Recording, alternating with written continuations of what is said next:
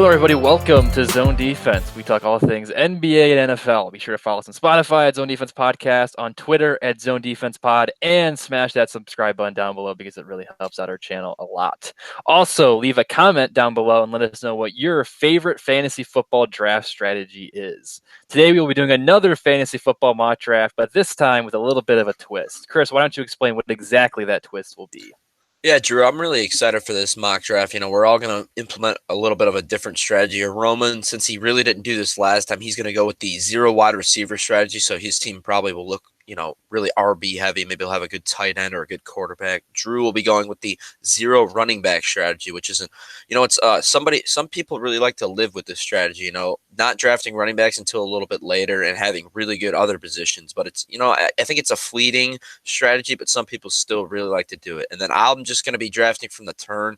This is a pick I've had a lot in my fantasy draft, and I've, kind of struggled with it. So we're going to give me this pick and see what happens here. But I'll throw it back to Drew before we get to Roman here. We'll begin the draft right now.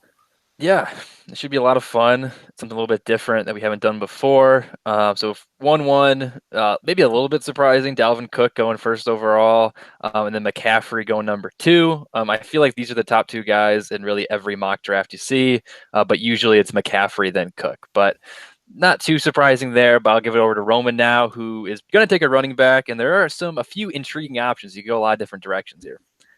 Yeah, well, first of all, even our last draft, the top 2 went McCaffrey Cook, so not really a surprise here. And Drew, you had the 3rd pick last time. You took Saquon, which is another good option. Definitely considering that. There's also Kamara, Henry. I'd even put Zeke up into this category as well, as we kind of talked about him the past couple of weeks, being an elite running back to take in the early part of the draft. Yeah, I mean, you can't really go wrong with any of these options. I'm gonna try something a little different that I wouldn't normally do. I normally like a Kamara or Henry, but you guys have been really hyping up Zeke the past couple of weeks, so I'm gonna take a shot on him and then see what happens coming back to me. Yeah, I have absolutely no problem with this pick. I know some people are going to think this is a little bit of a reach, but I absolutely don't. I really like Zeke. I think he can absolutely be the RB3 this year. So I have absolutely no problem with the pick, man. I like it. Yeah, on paper it's a reach, but like a year ago, Zeke was going. I think I took him 3rd overall in our fantasy league, so not too surprising there. Even though it might be a little bit of a reach on the board, but really, in my eyes, Barkley, Henry, Kamara, Zeke, they're all kind of Chubb. They're all in that same kind of tier. So yeah, so unfortunately for me, I mean, Alvin Kamara is sitting on the board there at number 6. I would love to take him at 6 overall. I know we talked about him before. He might be a little bit overrated, but if he's dropping to 6, I would love to take him here. But unfortunately, since I'm not taking running backs, I'm going to have to go receiver.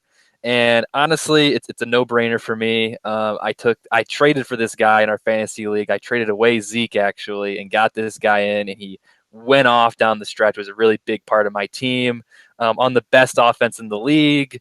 I know a lot of people might take Devontae Adams first as the first receiver, but we talked about last week's episode about how the Packers, there's a lot of uncertainty there. And if you watch the match, there's even more uncertainty there with the Aaron Rodgers' cryptic comment. So for me, no brainer, Tyreek Hill. If we're doing this no running back approach, I think it's got to be Tyreek Hill. Even though if I was actually making this draft, I would definitely have taken Alvin Kamara. But he does go to team number 7, falls right in that lap. I mean, that's a steal, honestly. I know we talked about how overrated he was before, but I really like Kamara there at that 1-7. Taylor 1-8. I'm not gonna talk about it again. That's way too much, way too high of a price for him. And then Diggs, somewhat surprisingly, going 9th overall. When you got guys like Devontae and also like Nick Chubb. But I might be kind of teasing your picks here, Chris, a little bit. But I'll hand it over to you for pick number 10. No, this is the ideal start for me at the turn. I've done this mock at least one time. This is the perfect start to me. A really quick smash pick. Travis Kelce for sure. No brainer pick there. If he falls to 10, you take him there. And then I'm taking Austin Eckler over both Nick Chubb and Joe Mixon. Wow. I've been talking about this for a while. I said I really like Eckler this year, and I'm practicing what I preach. I think this guy's going to be better than Aaron Jones, especially with the risks of Aaron Rodgers not being there. And then Nick Chubb. I mean, Nick Chubb obviously could have been the pick there at the 201, but I think Eckler has more upside with the PPR bump. Oh yeah, I completely agree. You've been very high on Eckler, as you mentioned, even the past few episodes, and your justification makes sense. And even for Kelsey as well, if he falls to 10, you take him. Um, and it leaves Drew with a very interesting position here with the wide receivers still available. Yeah, so I am in kind of an interesting spot here, Roman, but I am kind of surprised, Chris. You took Eckler over Chubb, but like we said before, you got that Cook, McCaffrey, Zeke, Barkley, Henry, Kamara tier, and then you kind of have also that Eckler, Jones, Chubb tier, where all those guys are pretty interchangeable. So I don't hate the pick at all. Aaron Jones does go ahead of Nick Chubb, which I think is a little surprising there to Team 9. Then Team 8 gets Devontae. I don't hate that price there. But still a little bit high with that uncertainty there in Green Bay. And then DK Metcalf goes to Team 7 at the 2-4. Again, way too overpriced for all of us. I think we're in agreement there, but we don't need to beat a dead horse once again. So now we got me. I'm very bothered that I got stuck with this strategy because I would love Kamara and Chubb.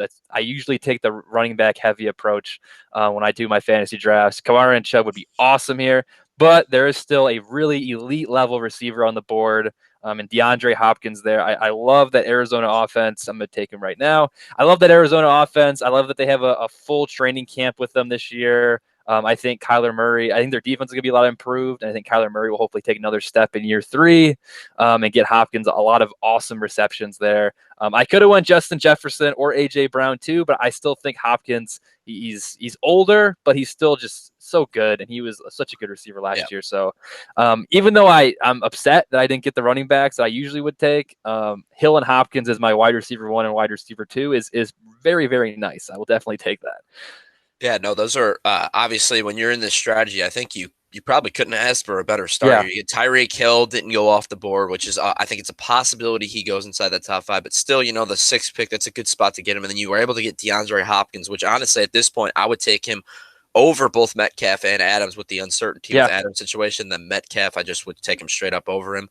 And look at 207, Justin Jefferson. I think it's a tier breakdown from DeAndre Hopkins as well. So I think you got probably my wide receiver 1 and wide receiver 3 for the upcoming season. So I really like this start for you. Yeah, I can't complain. I completely agree. There's no reason Hopkins should be the 5th wide receiver off the board. So I think it's pretty much a steal for you. Yeah. So then you kind of mentioned it there, Chris. You got Nick Chubb going at the 2-6. It's kind of surprising he dropped that low behind guys like Taylor and even Eckler and Jones a little bit. But that's kind of a steal for Team 5. And then Justin Jefferson, somewhat surprisingly, going over guys like A.J. Brown and even Calvin Ridley. A little surprising there since it's just been 1 year, but he is obviously a monster. But Roman, I'll throw it over to you now for the 2-8 pick. Yeah, if Chubb was still there, I'd smash that completely. That'd be awesome for he you. would have been the best running back on the board. Some running backs still available are Mixon, Akers, and then kind of gets into the second-year running backs of Dobbins, Gibson, Swift, Clyde, and even Najee Harris in this group as well. I'm not, I guess, I'm not really as high on Mixon as I'm sure you two are. However, I mean, he's primed for a big workload this year. That's coach speak. I don't know, but I think I'm just gonna go with him there. I mean, I don't love him as personally, but I mean, in terms of what he's capable of doing, I mean, he should be up there with the best. So I'm just gonna go Mixon, and then on the turn should be pretty nice to me, and hopefully I can snag another running back on the way. Yeah, I mean, you got Mixon there. I don't love Mixon either, with all those injury concerns. But like we talked about before, all running backs have injury concerns. So yeah, I think Mixon's a decent pick. You could have went Akers. You could have went Najee. I think that's probably who I would have taken. Or Dobbins too. But I think Mixon's better than Dobbins. So you kind of were boxed in there. If Chubb would have fell in your lap, that would have been awesome. But yeah, so you took Mixon, then Mahomes goes at the 2-9. That's probably where he's going to go in real drafts. Najee going to 2-10. I'm disappointed. I thought AJ might drop to me in the 3rd round, but he goes to 3-1, and then Dobbins goes to 3-2. Chris, I heard you were very disappointed. So what pick really grinded your gears? Yeah, it was definitely the Najee Harris pick for me. I was hoping that he would fall back to me. It was a long term, but I was hoping he would fall back to me so I could get him at the 3-10 and make him my RB2. So I'm very upset about that. But we'll have to readjust our strategy now. Yeah, for sure. There should be some running backs and maybe even some receivers still there for you when you get to the 3-10 and the 4-1. But Roman, I'll let you make your 3rd round pick here. Yeah, considering Mixon, I guess was a maybe more riskier pick than I would have liked for the 2nd round. I gotta find someone that's a surefire workhorse, workload. And despite this running back having some, I guess, counterparts in the backfield, I think this player is going to be the only one or one of the only ones contributing in that offense. I think we both know it, or all know it's going to be John J. Swift. So I'm just going to go with him right here. Not as many injury Come concerns as a guy on. like Gibson, but I think he's going to have a good year this year. Man, I'm getting screwed right now because I would have loved to have one of Swift, Akers, or Gibson. They went back to back to back. So now I'm very much reevaluating my strategy, but I'll let Drew take his pick here. Oh yeah, there's definitely a tier break, I think, for running backs. I think Dobbins, Swift, Akers, Gibson are all kind of in that same tier there. There's a couple other guys. I don't want to spoil your picks, Chris, that you could go with that are still on the board, but I there's not as much certainty there as with Swift, Akers, Gibson. I think Roman, you couldn't really go wrong with any of those guys. I think I definitely would have taken Dobbins over those three, but he obviously wasn't there at your next pick. For me though, I got look at these receivers. There's a lot of really good options. I mean, you got Calvin Ridley, Michael Thomas, Keenan Allen, Allen Robinson, Terry McLaurin, Julio, Mike Evans. I mean, there are so many great receivers, which is why I don't enjoy employing this strategy because you could still get like a potential top 10 wide receiver late in the rounds if I would have gotten running backs earlier. So I'm still going to go receiver though. And I think I'm going to go Calvin Ridley because he's the bona fide number one guy there. In Atlanta now that Julio's gone. But yeah, MT, is there some uncertainty there with New Orleans? If I hadn't taken Ridley, I probably would have gone with A-Rob, Keenan, McLaurin, or Julio. You couldn't really go wrong with any of those guys, I don't think. But yeah, I'll take Calvin. And then we got Michael Thomas going at the 3.7, Josh Jacobs going at the 3.8, and Allen Robinson going at the 3.9. There are still some intriguing options, and maybe, Chris, because George Kittle and Darren Waller are both on the board, maybe you shouldn't have taken Travis Kelce in the first, but hey, that's why we do mock drafts. That's why we can learn from those, I guess. See, there was a quick thought of me potentially going with a second tight end here because they both fell pretty far, but I'm not going to do it. I thought about it, but I'm not going to do it because I do need a running back too, and that running back too is actually going to be a guy that I'm still very high on.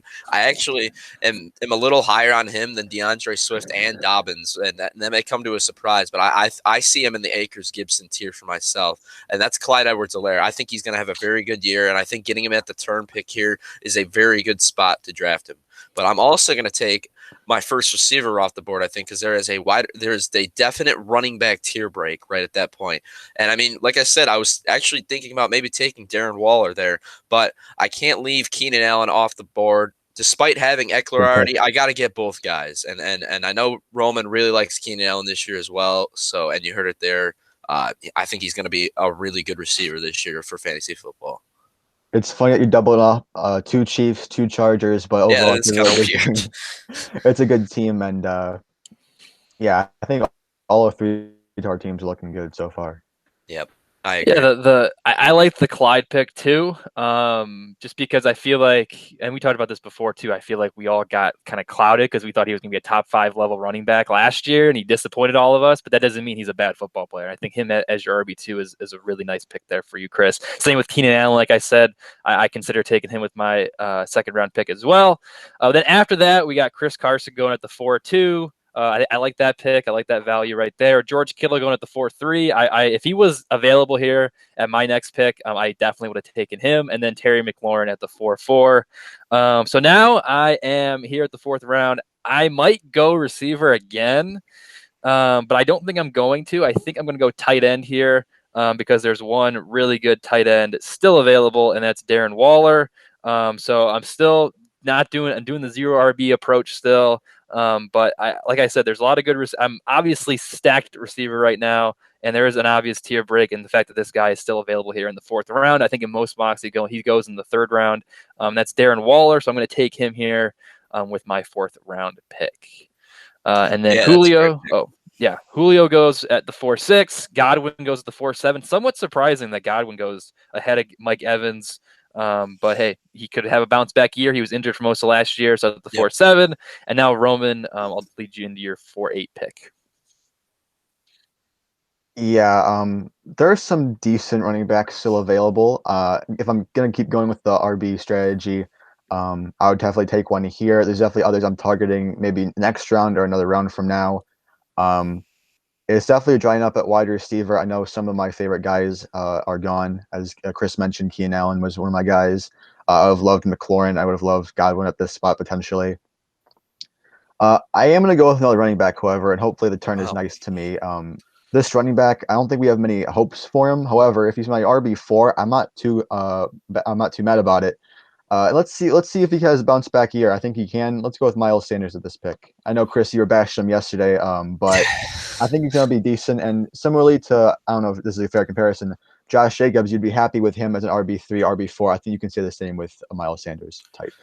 Yeah, I probably would have gone with my first wide receiver at this spot, or maybe even like a quarterback over Miles Sanders. But I mean, I don't hate the pick as your RB4. I'm really not in on Miles Sanders. Honestly, I think I would have went with David Montgomery over him because I think Monty's got at least a guaranteed workload. I really don't even know if we could say that about Miles Sanders, but Sanders has the home run playability. You know, maybe he can turn around. He had some injuries last year, so I guess let's not totally throw him under the bus. But I'm definitely lower on him than Mhm.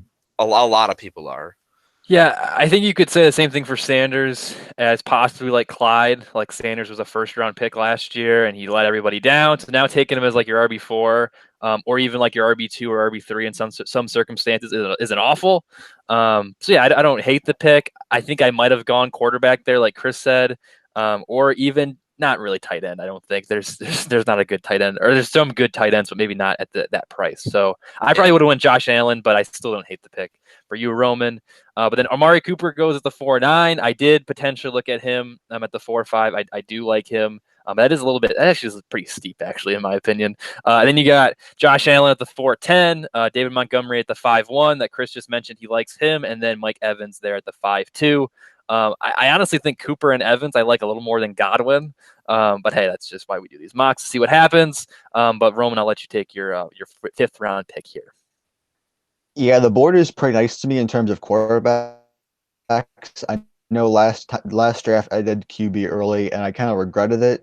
So despite Lamar or Kyler still be on the board, I'm gonna pass on them and then see if I can get a little bit later. I think I can snag some good guys later as well. But now I'm gonna take my first wide receiver off the board, and to me, I think it's kind of obvious. I'm gonna go with DJ Moore. Pretty simple, but I think he's gonna have a good year, a good chemistry with Sam Darnold, and I like him as my wide receiver one. yeah. I definitely don't hate the pick at all. I really was hoping that one of Lamar or Kyler Murray would fall to me there, but unfortunately, we don't all get what we want. So I'll have to reevaluate my strategy yet again.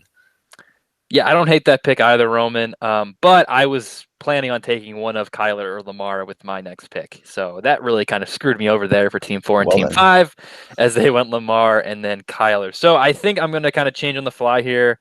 I think I am going to go with my first running back as well. And to be honest, this is why I don't love using this strategy because it's not great. It's not great right no. now, the running backs that are still on the board.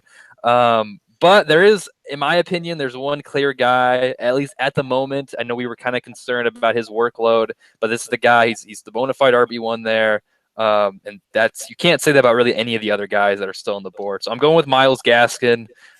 He, I guess, will be my RB1. Again, don't love it at all. But hey, when you use this strategy, you got to take what you can get. My receivers are loaded. My tight end is awesome, but you give up some on the running back end.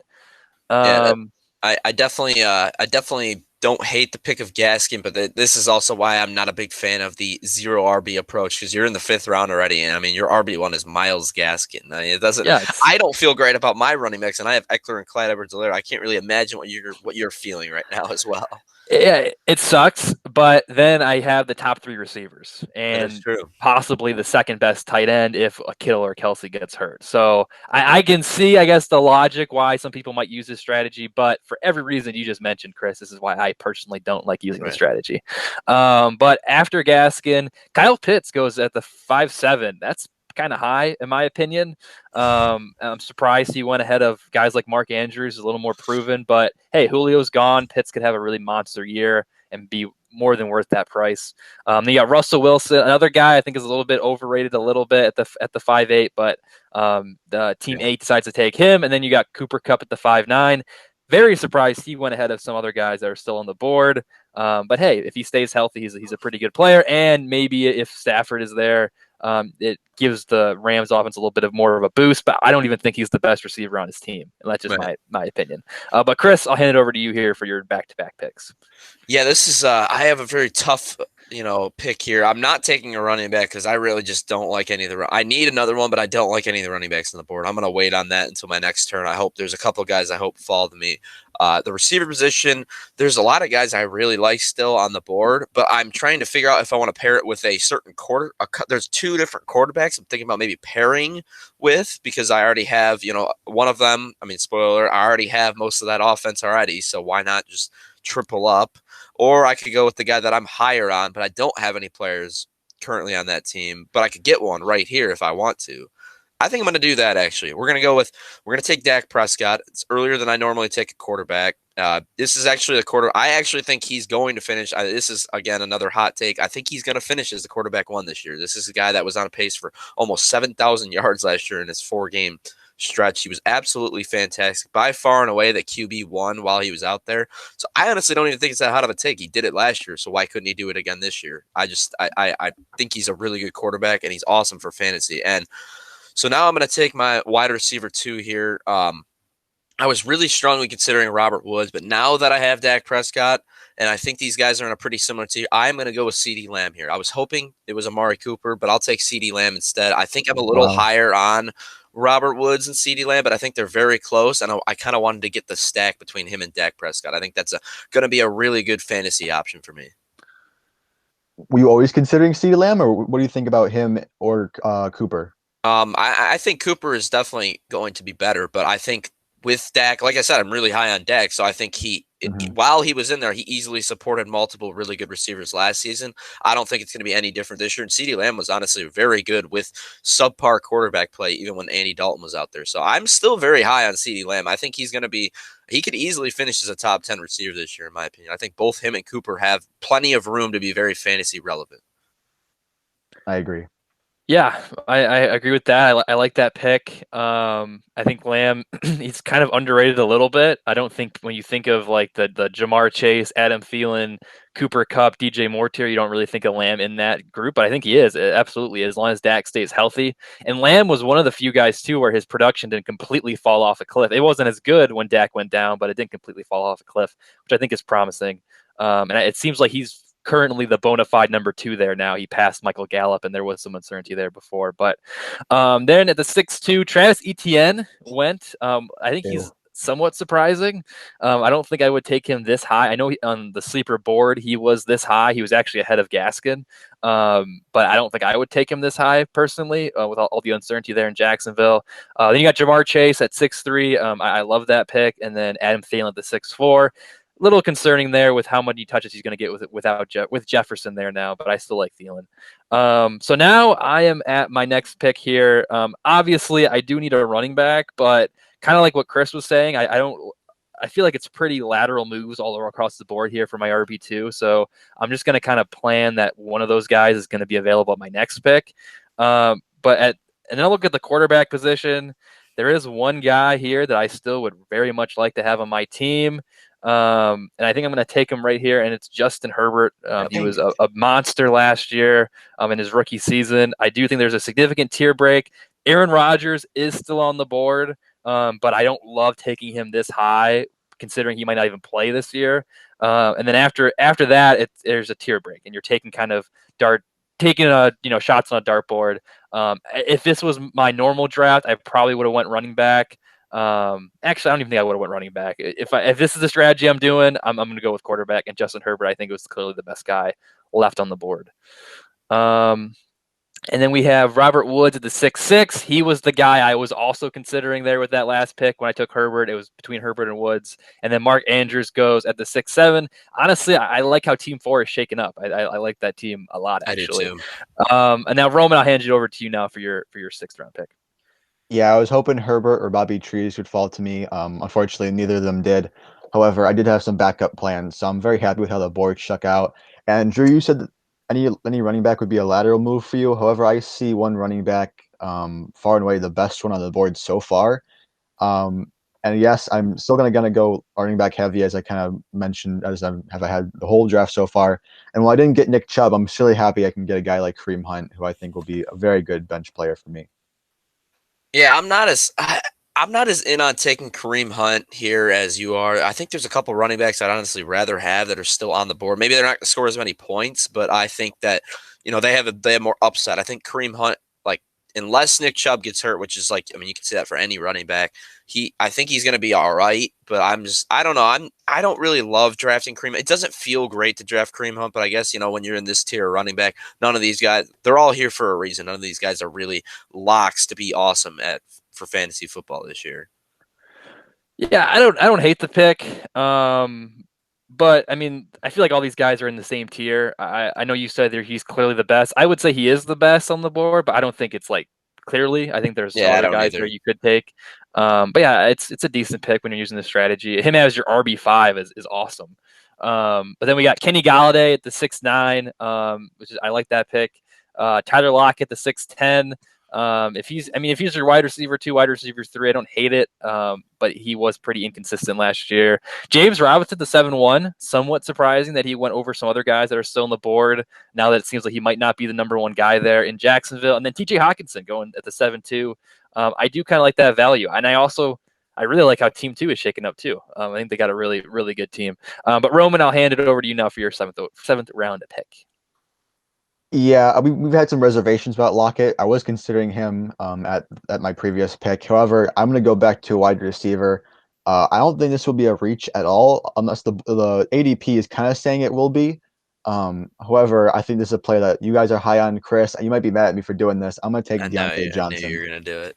God dang it. All right. Well, that sucked, but there's still a lot of good receivers that I like on the board. One in particular that I'm hoping falls back. Actually, a couple in particular I hope fall back to me. But I'm not happy that you took him for sure. Don't get me wrong. I'm very unhappy you took Deontay Johnson because that is my guy, and I was hoping to get him as my wide receiver, 2/3. I thought that would have been a really nice pick for my team. But good pick for sure. I'm a little bit mad at you though. Yeah, really, really solid pick there. And then we got Odell at the 7'4" and Juju Smith-Schuster at the 7'5". I like that value for Odell. Juju, I have some reservations about for this season. Now we got running backs, so I'm going to go another running back here. You got Melvin Gordon. I don't love that. Leonard Fournette. I mean, maybe Javonte for the same reason I don't love Melvin. I don't love that. So it comes down between 2 guys, and this one guy, I know he's got somewhat of a handcuff there in Arizona now, and I don't love that, but he was pretty good last year, and I do think the downgrade from Kenyon Drake to James Conner, I think Kenyon Drake is a little bit better than James Conner, and Chase Edmonds still had a solid year last year, even with him there.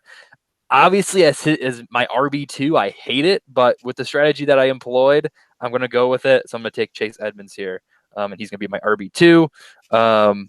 So yeah, even though he was a little bit lower on the board.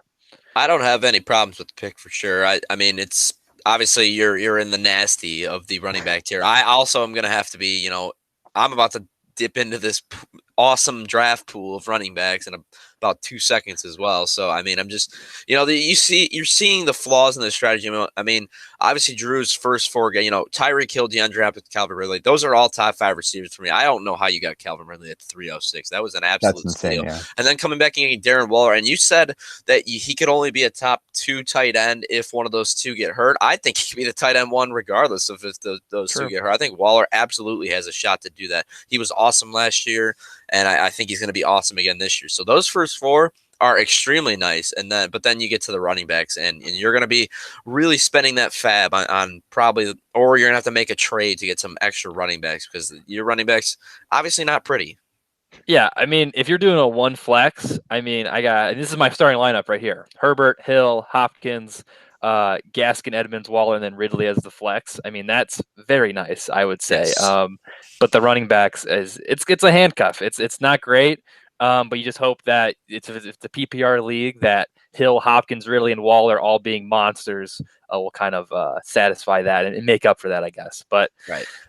This is why I don't love employing the strategy, though, to be honest. So then we got Javonte Williams going at the 7'7". Again, I feel like it's a little high, but because there's such a big as well. but there's such a bunch of crap here. It's like you're kind of just throwing darts now. So I don't hate it, but I also don't love it. And that's his Devontae Smith, RB2 as well. what? Javonte Williams is Team 7's RB2 as well, which is pretty interesting. Oh Yeah, yeah, they are. Yeah, it yeah. definitely That's is. not great. That's not great either. And then we've got Devontae Smith 7-8, T Higgins at the 7-9. I don't mind either of those picks. But now, Chris, we're over to you now for your next turn. Yeah, and I really need another running back, but I'm not going to take one because there's two wide receivers that I absolutely love still on the board. One of them being Cortland Sutton. I'm going to take him Yep. right now. I'm surprised he fell this far. I really like him, honestly, pretty on a similar level to Deontay Johnson. And then as my wide receiver 4, and I'm not, as high. I don't think he's going to finish as high, but I think this guy has a ton of upside. It could even be a wide receiver 1 if, Trey Lance figures it out. And that's Brandon Ayuk. I think he's going to have, I think this is one of the more talented receivers in the league. And I think he gets overshadowed. There's no universe where I'm taking T Higgins, Devontae Smith. Honestly, I think even Jamar Chase going at the 6-3 with him going at the 8-1 really doesn't make a lot of sense because he was so awesome last year in his rookie season, and we really haven't seen it from Jamar Chase yet. I think Ayuk's going to have a really good season, man. I think as long as Trey Lance is good, and I don't really get that, like, some people are saying, like, going from Jimmy G to Trey Lance is a big downgrade and he loses all his upside. I don't understand that at all because Jimmy G is one of the worst quarterbacks for fantasy football in the NFL. He really doesn't provide much value for your fantasy football team. Trey Lance has a much stronger arm. Honestly, he's a better quarterback every single way. So I don't understand why, guys like Ayuk and Debo and George Kittle, it's like, oh, you got to be worried about these guys now that Trey Lance has taken over, when the guy's honestly a better quarterback than Jimmy G and he hasn't taken a snap in the NFL yet. So I really don't get that, and I really don't care. I think Brandon Ayuk is super talented regardless of the quarterback situation. I think he's going to have an awesome season. Yeah, even in our last draft, I took Ayuk over Higgins personally, and I agree with you doing the same or getting the steal after that. And like you said, I don't think Trey Lance will impact Ayuk at all. I think it'll actually be an improvement, like you said. So definitely a good pick there, and I think you have a good wide receiver group overall. Yeah, I not too much to add there. I think Cortland Sutton there in the 7th round is an absolute steal too. I know Ayuk, you were focusing on him, but I think I love Sutton there at that spot. I would probably take him over some of the guys that went ahead of him too. Especially, and if Aaron Rodgers goes to Denver too, I mean, he shoots up the draft board if that happens. I mean, he probably is your Roman's probably considering him, at that 503 spot, right? The Mike Evans, DJ Moore tier. I would say at least if he at least, yeah. Maybe even higher than that, because I think Sutton is an extremely talented wide receiver as well. It's just all about that quarterback situation. If they figure that out, he's going to be awesome. Yeah, absolutely. But then we have Noah Fant going at the 8-2, a bit of a reach, but I would say he is clearly the best tight end left on the board, in my opinion. But I would say at that point, Team 9, maybe just wait on your tight end a little bit longer. But I don't hate the pick. Melvin Gordon at the 8-3. Team 8 apparently needed a running back. I think they did need another running back. And so you're just kind of dealing with a bunch of crap. And then you got Aaron Rodgers there at the 8-4. Like I said, if he plays, well worth the pick, but there's a lot of uncertainty there with A-Rod. So now, obviously, I do need another running back, but I'm still going to stick with this, 0 to low RB approach. So I'm going to go receiver again. In my eyes, there is one guy here that, in my opinion, is above the rest of the guys. If you look at the projected points, by all accounts, I think he is going to be the number 1 receiver there. They got a new quarterback. He was very disappointing last year. I believe Roman, I know you're pretty high on him. Chris, I believe you're pretty low on him. But I'm going with DJ Chark. Him as my wide receiver 4. I really like that. I'll be honest, if you didn't take Sutton, Chris, I definitely would have taken him with this pick. But if Ayuk would have fell to me, it would have been a really tough conversation. I like both Ayuk and Chark, I think, pretty equally. I think Chark could have a nice season this year, even though I know he wasn't great last year. But I think the potential's there. I'm worried, man. I'm really worried about Chark this year. Urban Meyer has not been talking him up at all. It's been all about Laviska Shenault. I honestly think I'd take Shenault over Chark right now. I know Roman was upset about the picks. So you have an ally in this. I wouldn't consider him. I wasn't even thinking about taking him with over Ayuk or Sutton there. I don't know, man. I'm not. I think I'm just gonna basically stay away from that Jacksonville offense. I'll be all right with missing on any of those guys. I just really am not. I'm not that excited about that offense. I mean, Trevor Lawrence, yeah, he be good, yes, but they have a ton of receiving options. They also, James Robinson, I don't think he's going to have a lot of upside. I don't think ETN will either. I'm just kind of out on this entire offense. I'll let somebody else, deal with it. Maybe they'll get, maybe somebody will be good. Chark could end up being good. Obviously, he's very talented. I'm just worried about those other options and how they're just not even really talking him up at all. So it worries me a lot. Yeah, I do have my fair share of concerns with Chark, similar to you. But I do think he's primed for a bounce back here, just in virtue of an ebb and flow season kind of thing. So I think with a new quarterback, he'll certainly be improved. From what I'm hearing, they have good chemistry, and from all reports, that sentiment has been very consistent and similar to what we've kind of been mentioning. I think the other weapons they add could just elevate him in his competition in general. So while yes, he could lose targets, I think he'll also get very meaningful ones whenever they pass to him. Yeah, and I might be showing my Michigan bias here a little bit, but Urban Meyer is a bona fide sleazeball that lies all the time. So he could just be talking up Chenault right now, but actually he means Chark. I mean, he's very unpredictable. You never know if what he's saying is the actual truth. So who knows? I But guess yeah, so. so I understand the concerns for sure. But when I look at the other guys on the board, they all have their concerns. And I think if I wanted to go to the receiver here using this approach, and I think we would be having conversations about all these guys for different reasons about those concerns at the spot. And I don't hate Chark here as my wide receiver 4. No, yeah, Kenyon Drake at the 8-6. That's a bit of a reach. I would have taken some other guys over him for sure that are still on the board, even though it is a pile of crap. And then one of those guys is Leonard Fournette there at the 6-7 or at the 8-7, excuse me. Don't hate this pick at all. If he's your running back 3 behind Barkley and Akers, it's a solid pick given the other options that are available at running back. But Roman, I'll hand it over to you now for your 8th round pick. Yeah, I'm definitely looking in the wide receiver area, and I think there's a lot of boom bust guys still available. I'm fine with this kind of whole section of them, so I might let that filter out and take whatever's left. I don't have a tight end yet, and I think the one tight end that I think is in my opinion, the next best available. His ADP is really low for some reason, but I'm just going to take him right here. Dallas Goedert. They haven't gotten away from Zach Ertz yet. However, I do think Goddard will be the guy in Philadelphia. So I'm perfectly fine taking him here or even a little bit earlier. Yeah, I don't hate it. I feel like it's a little bit high. Actually, I don't know because I feel like him and Fant are pretty much in that same tier. And there's one other guy that I'm not gonna talk too much about him again because I feel like I talk about him a lot on every single episode we do involving fantasy. So when he gets picked here pretty soon, I'll talk about him then. But I feel like there's 3 tight ends that are in the same tier, and Goddard's one of them. He had some injury issues last year, and he had a couple monster weeks, then he was hurt, and then he wasn't great. So that's a little bit concerning. But yeah, given the options available, I like Goddard there. I like Goddard there a lot, actually.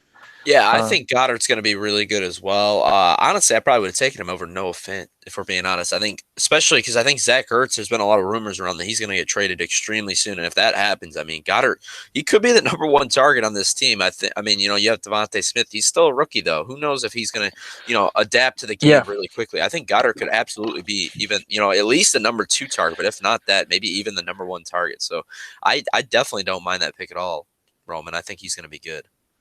Yeah. There is a little concern with him just because if you look at his kind of points with Jalen Hurts there when he was playing there down the stretch, wasn't great. But hopefully if Hurts is gone, Goddard has a really nice season. But yeah, at this point though, like Chris said, he's in a very similar tier with Fant and a couple other guys that are still on the board. But after that pick, Raheem Mostert went at the 8-9, Chase Claypool went at the 8-10, Ronald Jones went at the 9-1, and then Jalen Waddle went at the 9-2. Don't really hate any of these picks, to be honest. I think they're all just pretty solid. So Roman, I'll hand it over to you now for your 9th round pick. Yeah, the guy that I was originally targeting is still available in terms of wide receivers. We've talked about his offense quite a bit. I think it's a very crowded offense, so this could very well bust for me. But I'm just going to go Jerry Jeudy just because of the upside. I don't think they have the best quarterback in the world, obviously. It's going to be either Locke or Bridgewater unless they get Rodgers, in which case that'll be a huge win. But there's a lot of mouths to feed, and I think Judy, should be at the top of that list. But with the quarterback, with what they have, I don't know if it's going to be as much as we think. Yeah, there's been a lot of Judy is an unbelievable route runner. I don't know if you've seen some of these videos in the offseason. This guy can cook anybody. He honestly, and people have been comping him to this guy. He really does remind me of Stephon Diggs, man. This guy can get open, man. That's for sure. It's just a matter of if someone can deliver him the football. And I think that's an issue with both him and Sutton. I think they're both really talented wide receivers. Either one of them could end up being the one on this team. But you getting Judy later than me getting Sutton at already Sutton being a value, I think that's a really good pick, man. I like that at the 903. Yeah, for sure. Love that pick. Based on the guys that are still on the board, I think he for sure has the most upside. And then after that, we had James Conner at the 9-4. I don't love that pick, but I also don't hate it. Again, you're just dealing with a lot of crap here in the running back spots. And then Mike Gesicki at the 9-5. What? I hate that pick. Yeah, I know he burned you a lot last year in our fantasy league. I will never draft him again. I don't think he's awful, but there are two guys, actually three. There's actually a few guys I probably would have taken above Gesicki here if I was taking a tight end like Team 5 was. But now it's my next pick. I think I am going to go with a running back for my running back 3. Honestly, I'm debating between two guys. One guy was pretty surprisingly solid last year. I think he finished as an RB2. Their offense got a lot worse. Their team got a lot worse. But someone's got to do something on that offense. Someone has to score. Someone has to get touches. Him as my RB3, I don't love, but I do think if he's still available here and you're looking for another running back, there is some decent value there. And it's David Johnson. I'm going to go with David Johnson. I had a feeling that would be your pick there, Drew. I think Johnson, while he's not a fun player to watch, it feels gross. I think he definitely is one of the better values at the running back position. I think I would take him over guys like Fournette, Mostert, Drake, James Conner, honestly Melvin Gordon as well. Maybe Rojo's the only one that I would have been a little upset because I think Rojo has a chance to be pretty good this year. But David Johnson, he's got some PPR value for sure. I don't hate the pick at all. That's what I was thinking. That's kind of what my mentality was about David Johnson. Then you kind of realize there's Philip Lindsay, there's Mark Ingram. So it will be definitely ugly for sure. But if he can somehow manage to be the lead of that backfield, there will be some value there, just considering there's no, notable weapons at all there. Very gross, that's for sure. But yeah. So is the whole RB0 strategy is really gross, I'd say. Yep. I 100% agree with that. Sure, yeah. But speaking of that Houston offense, a guy that I actually was considering if I would have went wide receiver, Brandon Cooks, for much of the same reasons at the 9-7, Hollywood Brown at the 9-8, if you're maybe banking on the bounce back season for him, and then Trevor Lawrence going to 9-9. It's a little surprising that he went that high, to be honest with you. It's too early for me, man. I would have taken some other quarterbacks that are still on the board ahead of him. But Chris, you got the turn here. I'll let you get to it. All right, well, there's one. Now it's time for me to double tap running backs right here. And there is one running back I am absolutely ecstatic to get, and I'm stunned that he is not off the board yet, and that is Mike Davis. I think Mike Davis is better than probably the last 3 to 4 rounds worth of running backs, man. I am very high on Mike Davis this year. I think he could be a top 15 running back, potentially. Not that he's going to be, but I think he definitely could be. And the other running back I'm going to take here, it's between a couple guys. There's honestly, there's probably about 4 or 5 guys that I do like at this spot. But I'm going to take the one in, probably the best situation, the best offense. And they've been talking him up as, potentially the lead back of this team. And that's Zach Moss. I think Zach Moss is more of, Mike Davis is not. He's not an exciting pick. I'm excited to get him because I think he's going to be good. But he's not an exciting running back. He's not young or anything. He's just a veteran in an offense, where he's going to get the ball a lot. So, that's kind of, it's a boring pick, kind of like David Johnson. But I think Zach Moss is a fun pick. I think he has some upside. If he takes over the job, he's a good receiver. I don't think Zach Moss is a good running back whatsoever, but he's a little bit bigger. He could probably be pretty good on the goal line if they use him there more, take some of the load off of Josh Allen, taking less of those hits maybe. We'll see if they do that. And then I think he's also a decent receiver. So, if you just got to get the ball, man. I think it's a good offense, if him or Singletary can break out, one of them will be fantasy relevant. And I think Moss right now is, the favorite to win that job. I'll talk about Mike Davis really quickly. I would be excited to get him, even though it's kind of in the later rounds. I got him in our last draft. I think you got him a little later than I did, though. So I think I did. That's an absolute steal for you. Just a running back 1 by default there in Atlanta. So you're getting a good player in that. And Zach Moss, I know we've been kind of excited about him. They still have Singletary, which I don't like. I don't like him by any stretch of the imagination. But if Moss can somehow manage to be the starter, I think there's going to be some points to be had there. So both, I like those picks a lot for you. Yeah, Mike Davis was the other guy I was debating between with David Johnson. I think both of those guys are better than a lot of the guys that were already Yeah, taken ahead of them. definitely. But yeah, and I think if I would have remembered, to be honest, about the like that Roman that you mentioned about the Philip Lindsay, the Mark Ingram, I would have went Mike Davis ahead of David Johnson. I really like that pick. Zach Moss, though, I'll be honest, I know they're talking him up, but there's three guys I'm looking at that I probably would have taken ahead of Moss. But it's not like a egregious pick. He's kind of he's in that same tier, but I personally like three guys ahead of him. And then you got Rashad Bateman going to the 10-2, Jarvis Landry at the 10-3, and Laviska Shenault at the 10-4.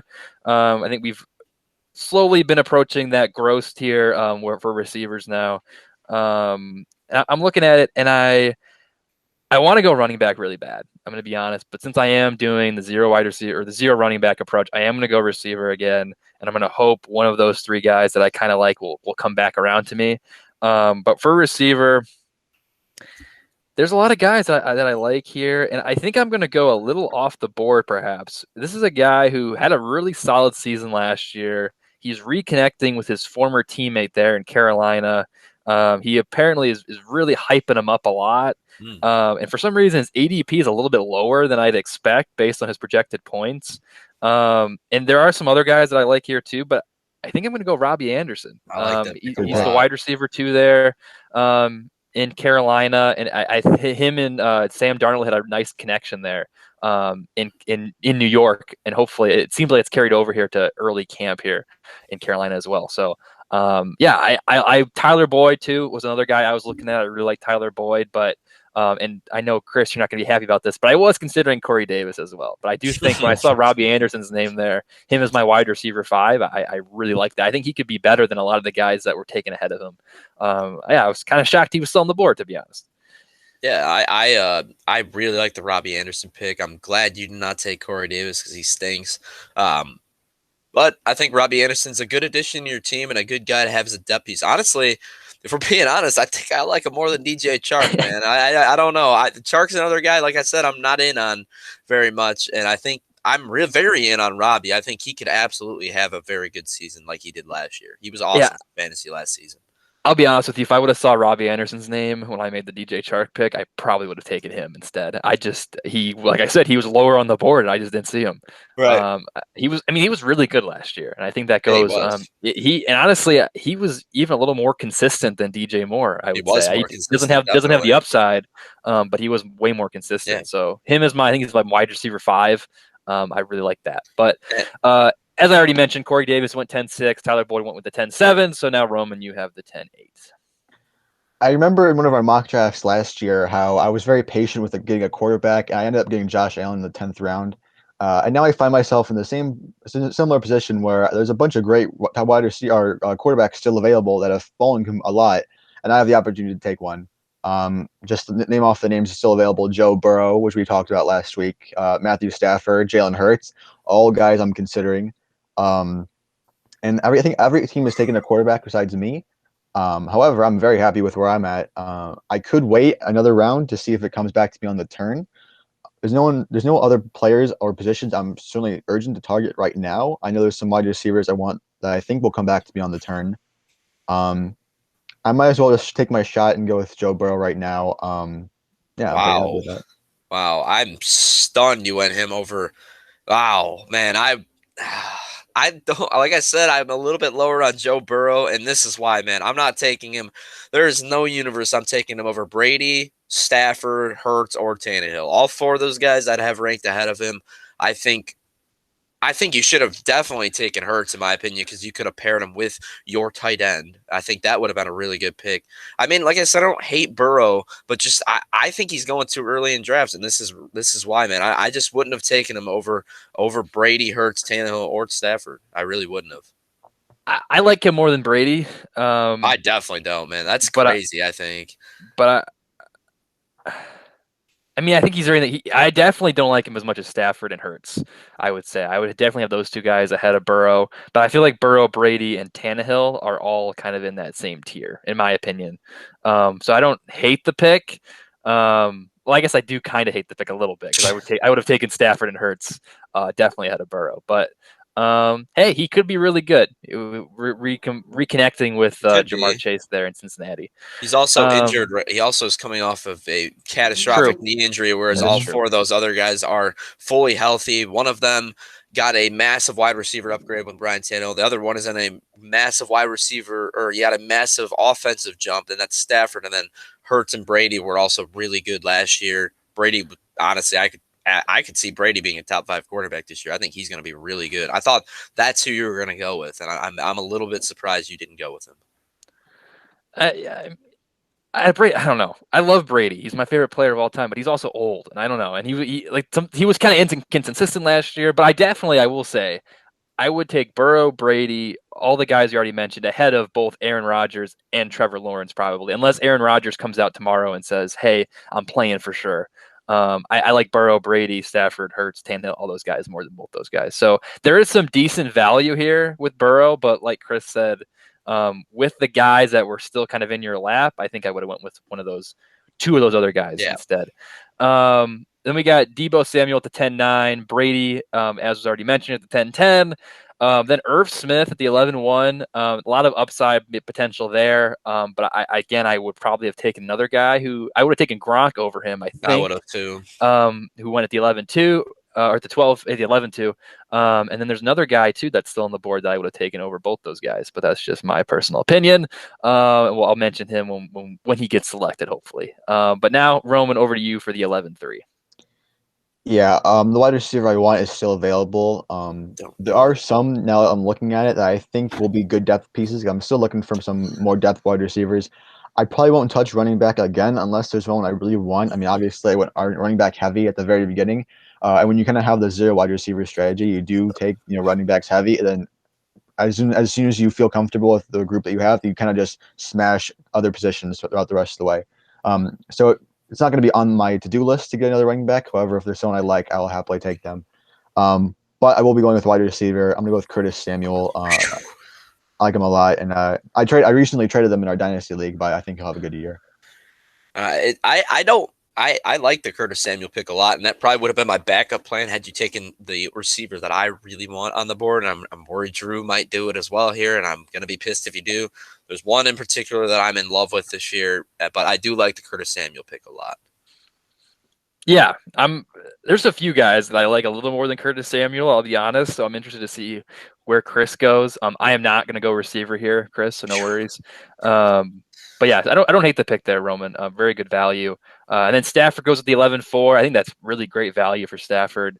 And then Deshaun Watson goes to 11-5. I'm not touching him at all at the 11-5 No. for unless he's my last pick and you're just taking, hey, maybe he's not a Like I complete did last time, yeah. awful human being, and maybe he'll play football again. Who knows? But I won't do that. So now we have me at the 11-6. I am going to go running back. All three of the guys that I was looking at when I took Robbie Anderson are Come still on the on. board, so I'm Don't very do happy it. about that. Take him, Drew. Yeah, I think I'm going to take the one guy who I know is most likely for sure going to be the RB1 in his situation. The other two guys I like, they're I both know you're going to take rookies. And I like them a lot. And if they're still available when I come back again, I might take them. But I'm taking the more bona fide sure thing. And honestly, I don't hate this guy as my RB4. I don't hate it. So I'm taking Damian Harris here. Yep. Which honestly, I think he's better also than some of the guys that were already taken ahead of him.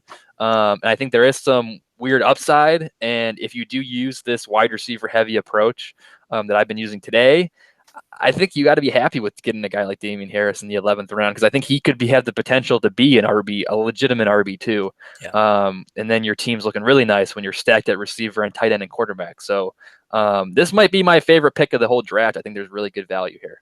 Yeah, that was I love that pick, Drew. I mean, there's a running back that I'm gonna take right now. One of those two rookies that you were talking about. I'll take him after I talk Yeah. about your pick. But I do for your team. I really like Damian Harris. I think he could absolutely be a starter for your team. And then, honestly, you said I do agree. I think Damian Harris for you is one of the best picks in the draft as a whole. Same with the Robbie Anderson pick, to be honest. I really like both those picks. But I think the best pick in the draft is Jalen Hurts at the 11-9, man, because I was actually considering him as just getting him as my backup quarterback at the 12th, at the 11-10. I think this is an absolute steal. I mean, they took Trevor Lawrence with the 9-9. I'd much rather have Jalen Hurts than Trevor Lawrence. I would have taken him there, honestly, if I was in this, because I'm very high on Jalen Hurts. I think he's going to be great this year. And I think he's just got a ton of upside. And I just don't think I would have taken Lawrence over him in any universe. I wouldn't have done that. I agree with that, but the big concern with Hurts is that it's not clear whether or not he's going to be the quarterback number one, which I believe he's going to be. I mean, I think their only they don't backup have any competition. Isn't their backup Joe Flacco? Yeah, Joe Flacco, that's not competition. But it's very strange that their coaching staff hasn't been like, this is the guy, which is a little concerning. But if he does play, I 100% agree with you, Chris. I mean, I agree with you anyway. I think he's better than. I'm surprised Lawrence went that high. And even behind Deshaun Watson is ridiculous, and Tannehill and any of these is pretty. I think the last like 7 quarterbacks that have won, I would take in Hurts over all of them personally. Yeah, but for fantasy purposes for sure, because he adds that extra layer with his legs and scoring. And maybe and this could be if you wait on quarterback. I mean, Hurts is not the big name. I mean, if you think about like who's good at football, you are probably taking all these guys ahead of him. Yeah. So he could be a huge steal for your team. If you're a team like Team 9 and he falls in your lap. But then the other pick there was Ryan Tannehill at the 11-7. I think that's pretty good value too. That pick. And then Will Fuller at the 11-8. I don't hate that pick either. It is this late in the draft. Of course, there is some concern there with his injuries, and last year he was doping up, so some concern there. But him at the 11-8, I don't hate at all. But Chris, I'll hand it over to you for the turn here. I know who he's gonna take. Yeah, I have 2 picks that I really like here. One of them being, a guy that may not even barely touch the field this year, and that's not Michael Carter, obviously, because I think Carter has a pretty secure role. I'm going to take the guy that I think has a ton of upside, and he honestly could win the starting job with the injuries they've had in this backfield already, and I think he is the most talented back in this backfield. If he wins it, he's got a ton of upside. That's Trey Sermon. I think he's a solid pick here for me. A guy that may never even play for me ever, but he also has the upside of being my RB2 potentially. I think that's a possibility. Either one of those is a possibility. And then I'm going to take a receiver that I really like this year, and I think he's going under the radar, and that's Antonio Brown, man. I think AB is, I think his legal issues are pretty much, they're pretty much out of the way. They're pretty much settled. I don't really care what he does off the field. I need fantasy points, man. Let's do this. You're a good player, and he's in a very good offense. So I think, he is the wide receiver 3. There's the risk there, but I think there's room for all 3 of these receivers to be very fantasy relevant this year. And AB's by far going the latest out of all 3 of them. I love him here in the 12th round, Yeah, if you love him like you do, I think he'll be an absolute steal. There are some wide receivers who I still like. So I think that it's pretty even with who you take there, but you're definitely getting the opportunity. You're definitely getting the high offensive power. So in that sense, it's a win for you. But yeah, I don't mind it at all. And Trey Sermon, obviously, I knew you were going to take him, and I think he'll have a very high potential to be a breakout running back this year. Yeah, I really like both those picks, Chris. Trey Sermon was the other guy. I mean, honestly, I might have even taken him ahead of Zach Moss. But I do think Damian Harris is better than Sermon by a little bit, just because of he's more concrete in his role. But like you said, Sermon has a definite upside. I really like that pick, and then Antonio Brown too. I like that pick as well. And then we've got Michael Carter at the 12-2, Logan Thomas, that's the tight end I kept talking up earlier, at the 12-3, and then Robert Tonyan at the 12-4.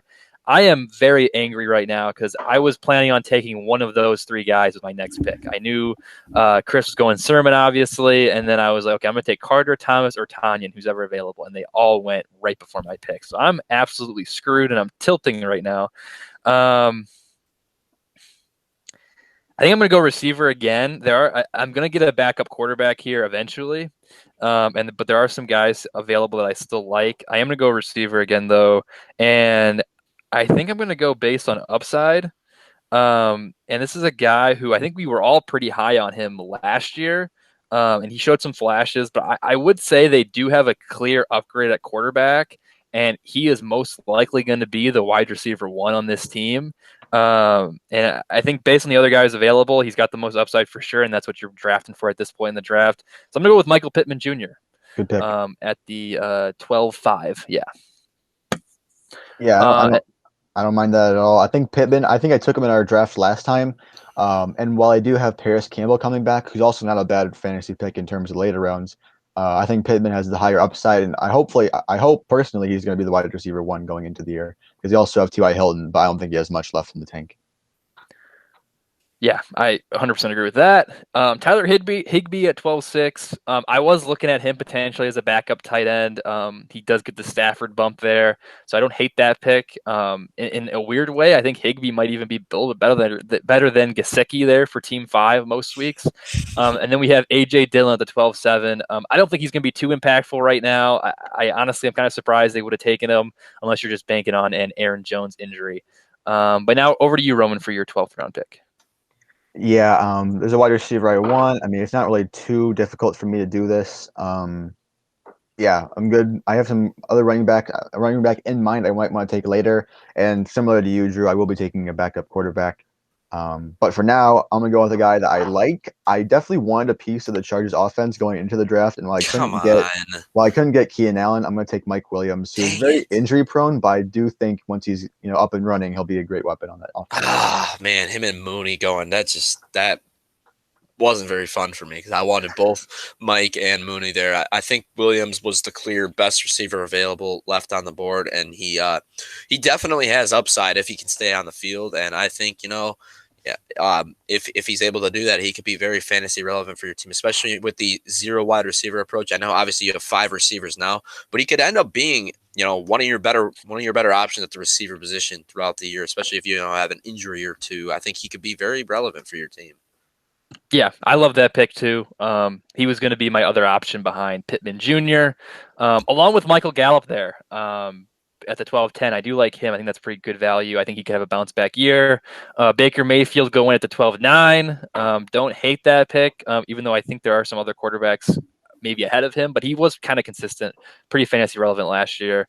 And then you got Mooney at the 13-1, and then Nyheim Hines at the 13-2. It's really tough sledding right now for running backs. So Nyheim Hines might be the best guy that's still on the board. So I'll hand it over to you now, Roman, though, for your 13th pick. Yeah, I originally said I was going to take a running back. I kind of tilted in the past few seconds. We haven't been taking a whole lot of rookies in this draft. Apparently, I think a lot of them are going to fall, like the Ruggs, the other kind of running back wide receivers you'd see. Even the rookie wide receivers of this class, they've been falling a little bit more than they did in our last draft. If I were to take a running back, I'd actually take Jamal Williams just simply as a handcuff to Swift. I think that would be a good handcuff to have. Yeah. Also, Gus Edwards, I'm kind of looking at. If you two want to take them, you guys can talk about them a little bit more. However, I did tilt, as I mentioned. I'm going to go wide receiver. I will go with a rookie wide receiver and Elijah Moore. Let's do it. Come on.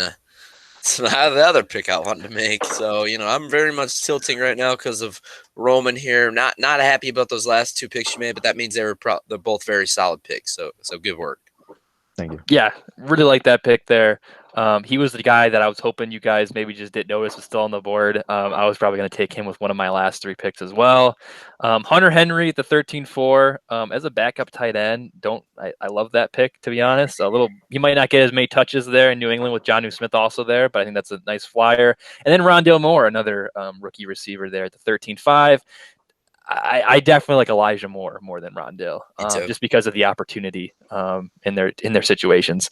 So now it's my next pick here. I said before I wanted to get a backup quarterback. When you were talking about rookies there, Roman, I was a little worried that you were going to take this pick. This is a complete dart throw, and this is a guy who might not even start the year. Oh, do it. But I'm going to do it. I'm building it up. Yeah, he might not even start to begin the year, but I think down the stretch he could be awesome. And if you're in a super flex, this would be awesome. If you're a dynasty, he's a must-own player. And I've got the jersey. It's just an Allen Robinson jersey, but these new teammates. So I'm going Justin Fields. There are some more safer options on the board still. Your Matt Ryans, your Kirk Cousins, Carson Wentz.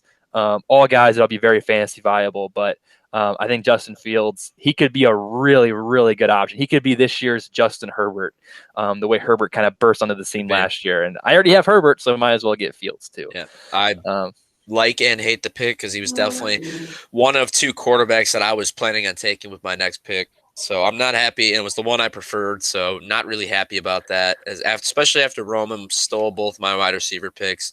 I'm hurting a little bit right now for sure. I'm definitely doing some tilting. Drew, if you want to read through those last three picks while I figure out who I'm going to take, that would be appreciated. Sure. So we got Devin Singletary at the 13-7. Ew. Again, it's pretty gross, but hey, he's one of the best running backs still on the board. So you got to do what you got to do. Mentioned Matt Ryan. I was considering him as a backup quarterback. He's a pretty safe option. I like him as a backup there at the 13-8. He could even start for you most weeks. And then Todd Gurley, who I believe currently isn't even on a team, goes to the 13-9. I would not take him there. There are some other guys that I would probably take above him that are still available, but it is pretty tough sledding right now. So, yeah. Chris, hopefully that was I sold enough for you there for your final turn here. Yeah, I'm between a couple options here. You know, I'm going to take one wide receiver and a quarterback. I'll get my quarterback out of the way first. It was the other rookie quarterback on the board. That's Trey Lance. I'm all right getting him here instead of Fields. I'm hurt that it wasn't Fields, but I do have both Ayuk and Sermon, so I am okay with that. I think Lance, honestly, could start pretty early on in the season. I think he should start because I don't think Jimmy G is very good, but we'll have to see how that works out. Lance, I think, is a good backup option for Dak Prescott, though. So now I have to take a receiver, and I'm taking a guy here. You know, there's some safe options. You could take a Nelson Aguilar or Devontae Parker if you want some guaranteed points. I'm not going to do that though, because this is my last skill position pick before my defense that I take, and this is my wide receiver. What is it? Wide receiver 6. So I really don't care if they do anything. I may drop this player after 1 week. It's between Amon-Ra St. Brown and Henry Ruggs. Both guys I think have the chance to be their number one options on their team versus, a lot of the other guys on the board are just kind of, flex options, flex worthy. And I'm going to take Henry Ruggs here. I think he has a chance to, have a bounce back here. He was very injured last season. I've never been the biggest Ruggs fan, but he did look good on the deep ball last year. He looked like he could get some separation on that. So I'm going to see, he could be the number one for this team this year. And so he has the upside, if he goes off early, in week 1, maybe week 1 and week 2, I could trade him, get some value out of him, or I, could plug him in if I need him. I don't think that'll be a guy that you'll have to drop, to be honest. I think it's surprising he kind of fell this late. I think in our last draft, I took him like maybe a few rounds earlier, and similar to the next guy off the board, Devontae Parker. I think both of them, not that they're the same in any situation, but I'm surprised they both fell to the second to last round. And those guys can certainly have impacts on their offense, so I don't hate the pick at all. Yeah, I mean, both those picks are great. Like you mentioned, the quarterback, there are definitely safer options than Lance, and Cousins, Wentz, even Fitzmagic, Tua, but all those guys will probably be on the waiver wire. You can get equal talent there. So drafting the guy that could be really good, I really like that pick. And then Ruggs, too, like Roman was saying, that's great value. Same with Devontae Parker, who went the 14-2. Tony Pollard, again, it's pretty tough sledding there I know I've said it like 5 times, but it really is for running backs. So he goes at the 14-3, and then Kenneth Gainwell, if you're hoping that maybe he, as a rookie, he gets a lot of those touches in Philadelphia, if Miles Sanders gets hurt again or whatever, goes there at the 14-4. So for me, the Devontae Parker pick was tough because that's who I was planning on taking.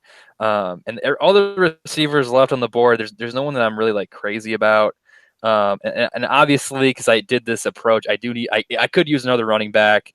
Roman mentioned him earlier, and there is some talk that he might play a lot in Detroit, even if Swift is healthy or not healthy. So even if he's my RB5, and even if he doesn't play that much, it's just at this point, I just need some guys. So I'm taking Jamal Williams. He was kind of fantasy relevant last year for Green Bay. I think he's going to have a little more opportunity here in Detroit. At least hopefully for my fantasy team, maybe not hopefully for the Lions offense as a whole, but I'm okay with him as my last skill position pick. It is what it is at this point. Then we got McCole Hardman there at the 14-6. I believe it just came that it was announced that he's going to be the wide receiver too in Kansas City. So that's a nice value pick there. High on him this year, yeah. And then Amon-Ra St. Brown at the 14-7. Someone's got to catch passes for Detroit, so I like that pick a lot. So now, Roman, for your last skill position pick here in the 14th round. Yeah, I'm gonna go with a backup quarterback, and I guess I'm somewhat regretting taking Burrow. However, as we talked about last time, if you're gonna take Burrow, you have to have a backup plan, someone to always take a backup quarterback situation. And while there is some controversy, as I mentioned, about whether that pick was the right one, I think the quarterback I'm going to take now is hands down a good pick. I'd say, considering where he's going. Going to have the opportunity. He will be a starter day one, as I hope he is. And Drew, you mentioned it when you went through those other picks. I'm going to go with Fitzmagic, and I'm going to hope he has has some good games. Yeah, I don't want to smash on all your quarterback picks, but I probably would have went Wentz ahead of Fitzpatrick. But again, I feel like it's if you would have went Wentz, Fitzmagic, Cousins, even Tua to an extent. I think they're all kind of in that same tier. So really solid backup quarterback though, if Joe Burrow gets hurt again. But then we got T.Y. Hilton at the 14-9, Evan Ingram at the 14-10. Then we got the Seahawks defense, the Eagles defense. Roman, you took the Rams defense. I like that pick a lot. And then the Washington football team, and then the Raiders defense. So now I have to pick a defense. I am stalling. Let me look. You know what? I'll just do. Who cares? It's just defense. I'm gonna go Buccaneers defense. They were pretty good last year. I'll take them. What the heck? Yes, And we got go. Dolphins, Patriots, Chargers, and now The Chris, Jaguars the probably, last right? pick. Nope. Or the 49ers again. This is a no-brainer pick for me. The 49ers taking on the Detroit Lions in week 1. Yes, please. That might be my favorite defense. They were a very good defense. I think I took them. I think before I took a quarterback last year. But then all those injuries kind of burned them. But they should be getting most of those guys back. So I think that's a really, really great value there for the last defense off the board there for you, Chris. Yeah. So I'm going to scroll back up to the top so we can kind of see our first overall picks again.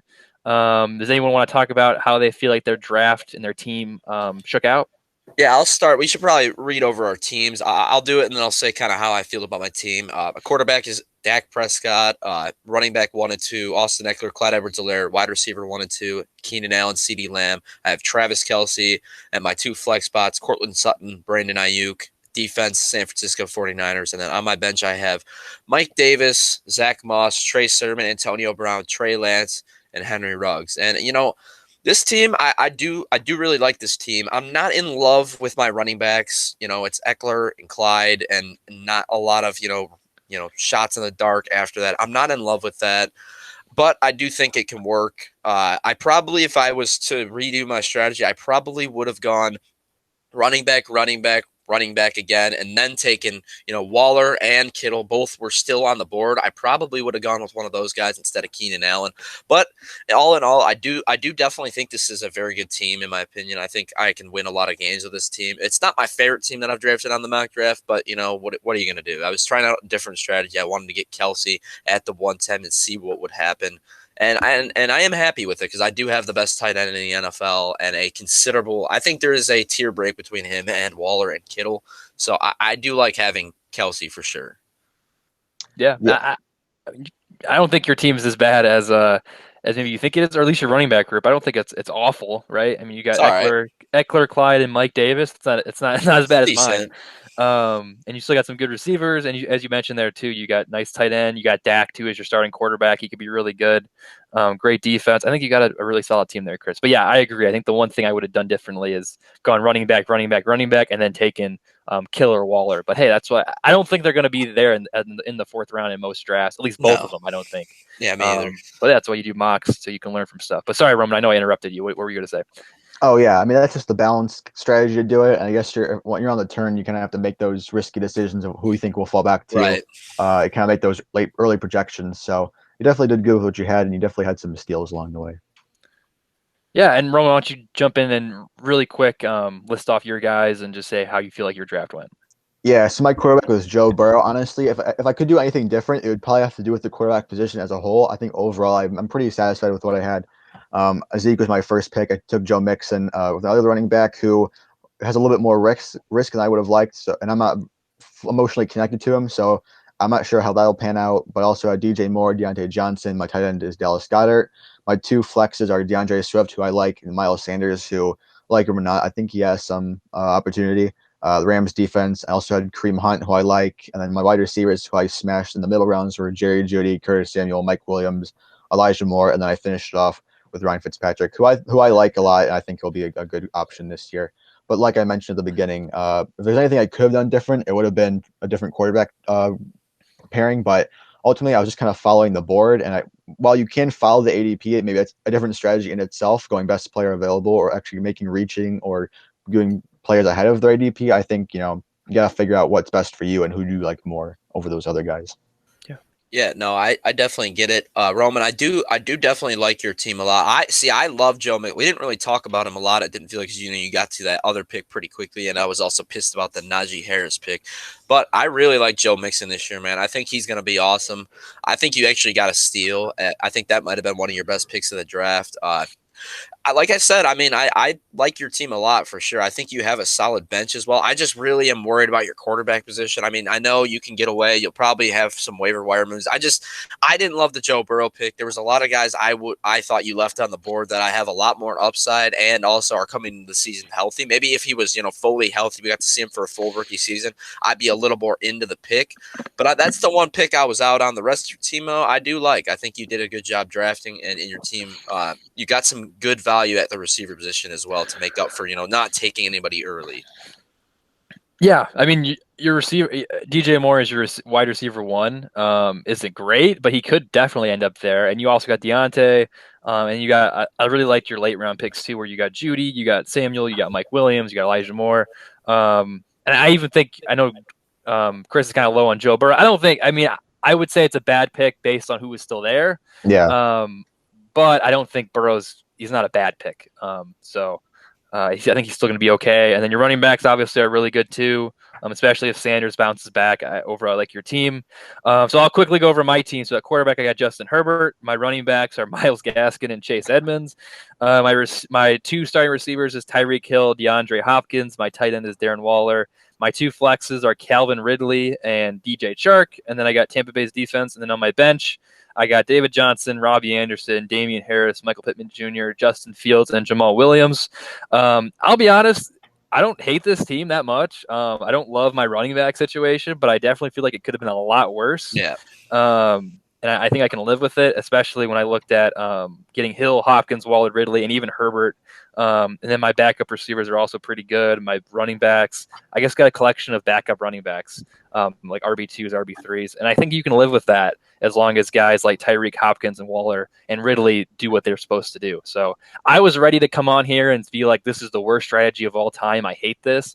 I still don't love it, but it definitely is not as bad as I thought it was going to be. Yeah. So but hey, I guess this is why you do mocks. And you can learn different things and realize that maybe the things you thought were really bad aren't as bad as what you originally thought. Yeah, with Drew, with your team, I agree with you. Obviously running backs aren't great, but getting Gaskin could end up being an RB1. It's very possible. Edmonds could be all right, and then obviously you have Damian Harris, David Johnson. It's a decent RB core for what your strategy was, but having that four-man, right in a row, Tyreek Hill, DeAndre Hopkins, Darren Waller, Calvin Ridley, that is a lot of points to be had with those four guys, especially in a full PPR league. I think your absolute maybe the best pick and best value of the draft was getting Calvin Ridley all the way at the 306. Honestly, I would rather have him than both Justin Jefferson, DK Metcalf, honestly Devontae Adams as well. I'd rather have him and AJ Brown. I think he's my wide receiver 4. So I think you got the 1, 3, and 4 in the first 3 rounds, and then also my tight end, 2 or 3 as well. So I think having those 4 as your main core, really reliable guys, vets, guys that we've already seen do it versus, me going with like a guy like Clyde or Roman going with a guy like Swift, guys that we haven't seen totally break out. Yep, we're just hoping for it at the running back position. But Drew, I definitely don't hate your team as much as I thought I would at the end. I was worried about the zero running back strategy because that is something I will not be doing this year. But it's fun to see how it would turn out, and I don't hate it as much as I thought I would. Yeah. Getting Ridley was the star of your draft. And I think even in our last mock draft, didn't he go like late first, early second? So getting him in the second. Yeah, mid third round, that's a big steal. That's the biggest steal of the draft, I'd say. Yeah, and even getting Robbie Anderson, Damian Harris later in the rounds. I feel like everything that could have went well for me did, and things just kind of worked out. I know I got burned a couple times when I was going to take some guys and they went right before me, but for the most part, it ended up being exactly how I kind of wanted it to go. So that's probably not going to happen in real life if I decide to use this strategy. But like Chris said, I thought I'd end up hating this by the end of the episode, and really, I don't mind it that much. And more times than not, and I'll just say this to finish it up. More times than not, if you are going to go 0 RB, you're kind of doing that at the further back in the first round. So while Drew did it at the 1-6, you're more likely, I think, more successful doing it at the 1-8, 1-9, or something like that, or even at the turn. Because like you said, Drew, you could have had Kamara. Unfortunately, you couldn't based on your strategy, but I think it works out more if you're in the back half of the first round, I'd say. Because I could have ended up with like Kamara and Chubb. Those could be my RB1 and RB2, and then I had Ridley as my wide receiver 1. Then I could have went Julio, or Godwin. Or I could have still got Waller, and then ended up with like DJ Moore, Mike Evans, or Cooper Kupp as my like wide receiver 2. I mean, that would have been awesome. But that's why you do these strategies, and it's still, even though I would have probably liked that team a little bit more, I still don't mind this team really at all. So, but yeah, unless you guys got anything else to add, that'll do it for this episode of the Zone Defense podcast. As I think this is our third fantasy football mock draft, we'll probably do at least one, probably even 2 more before like the fantasy football season actually starts. We'll also do some more fantasy football ranking episodes, as well as NFL division previews for the 2021 season. Chris and I will continue covering the NBA playoffs. They are now in the NBA finals, so we'll have an episode out there pretty soon covering those. So be sure you subscribe to us on YouTube, follow us on Spotify and Twitter at Zone Defense Pod, and search us on Apple Podcasts. Also, smash that like button and drop a comment down below. Let us know whose team you thought was the best, which strategy you thought worked the best. Was there anything that surprised you? Like my strategy kind of surprised me how well it kind of worked out. And then also just let us know if you thought the Joe Burrow pick was as bad as we thought it was, or if you would have done anything differently with our teams. We love reading those comments. We try to respond to them as quickly as we can. But once again, thank you for listening to this episode, and we'll see you next time. Peace. See ya.